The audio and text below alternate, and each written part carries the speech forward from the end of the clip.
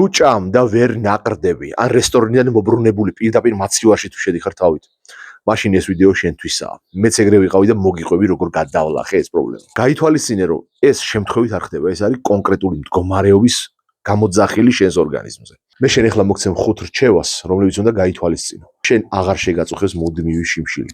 პირველი, შენს ორგანიზმს აკლია პროტეინი. ამიტომ ეცადე დღეში რამდენჯერად შეჭამ, ცოტა მაინც გქონდეს სხვადასხვა ტიპის პროტეინი.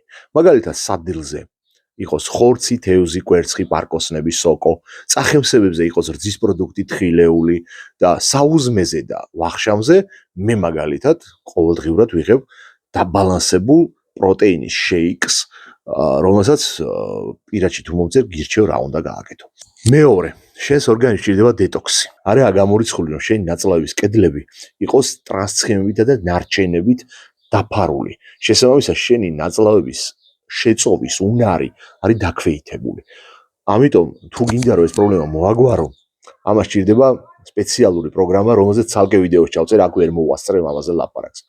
მესამე, დაარეგულირე ძილი. საკმარისი ძილის გარეშე კორტიზოლის დონე არ შემცირდება შენ სისხლში და შენი ნივთიერებათა წვლა არ აჩქარდება.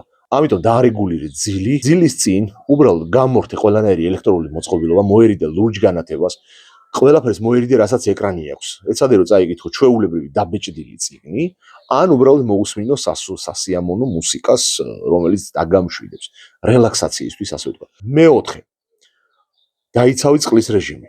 ეცადე რომ მოუმატო წყლის რაოდენობას დღის განმავლობაში, ოღონდ არავითარ შემთხვევაში არ მოუმატო უწევ. ნელ-ნელა ეტაპობრივად გაზარდე დღის განმავლობაში წყლის მიღების რაოდენობა. და მეხუთე, მოერიდე მარტივ ნახშირწყლებს. მარტივი ნახშირწყლები ეს არის თეთრი პური, ეს არის შაქრიანი წვენები, ეს არის ნახევარფაბრიკატები და ასე შემდეგ. ანუ ის რაც ფაფები კიდევ რა თქმა უნდა, რომელიც მარტივად გადამუშავდება და მარტივად გარდაიქმნება შაქრად. შესაბამისად, შენი ორგანიზმი ვერ ინარჩუნებს დიდხანს დანაყრების შეგრძნებას და მალე გშივდება. სწორედ ეს იწვევს იმას, რაზეც მე თავიდან გესაუბრე. გაითვალისწინე ეს რჩევები და თუ გინდა რომ იცოდე სხვა საკითხები დაბალანსებული კვების შესახებ, ან პერსონალური მენიუს შესადგენად მომწერე პირადში. მოდი, ვილაპარაკოთ.